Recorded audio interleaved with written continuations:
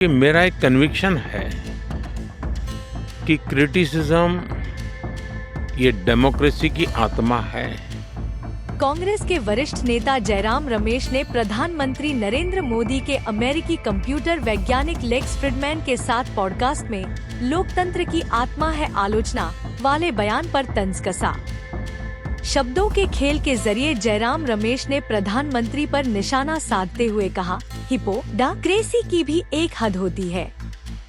रमेश ने कहा, जो शख्स प्रेस कॉन्फ्रेंस में मीडिया का सामना करने से डरता है, उसने खुद को एक विदेशी पॉडकास्टर की गोद में आरामदायक पाया है, जो दक्षिणपंथी इकोसिस्टम से जुड़ा है।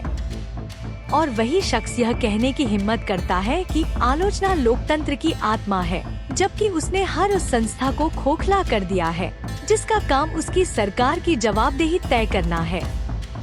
आलोचकों के पीछे जिस तरह की साजिशन कार्रवाई की गई है, उसकी मिसाल हाल की कोई भी सरकार नहीं देती। A lot of people love you. I've got to hear from a lot of them. But there is also people who criticize you, including from the media.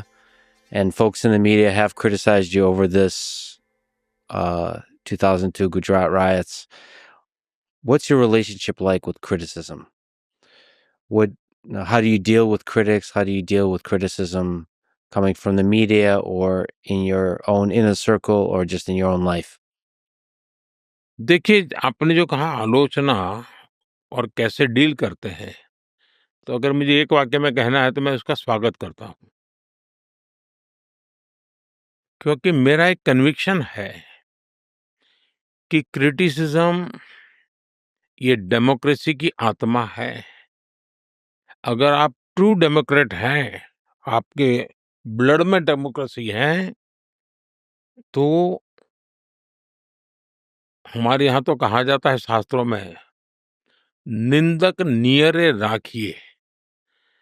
जो आलोचक होते हैं वो सबसे निकट होने चाहिए आपके पास। तो आप डेमोक्रेटिक वे में अच्छे ढंग से अच्छी जानकारियों के साथ काम कर सकते हैं। और मैं मानता हूँ कि क्रिटिसिज्म होना चाहिए और ज़्यादा होना चाहिए और बहुत तीखा क्रिटिसिज्म होना चाहिए। लेकिन मेरी शिकायत ये है कि आजकल क्रिटिसिज्म नहीं हो रहा है। क्रिटिसिज्म करने के लिए बहुत अध्ययन करना पड़ता है, विषय की बारीकी में जाना पड़ता है, सच और झूठ खोज करके निकालना पड़ता है।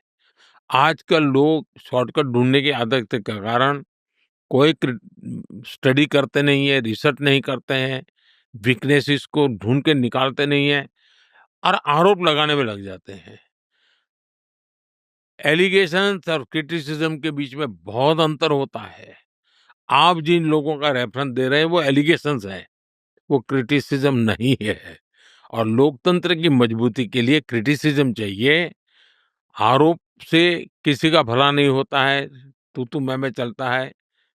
और इसलिए मैं क्रिटिसिज्म को हमेशा वेलकम करता हूँ। और जब आरोप झूठे होते हैं तो मैं बहुत स्पष्टतापूर्वक अपने डेडिकेशंस के साथ मेरे देश की सेवा में लगा रहता हूँ।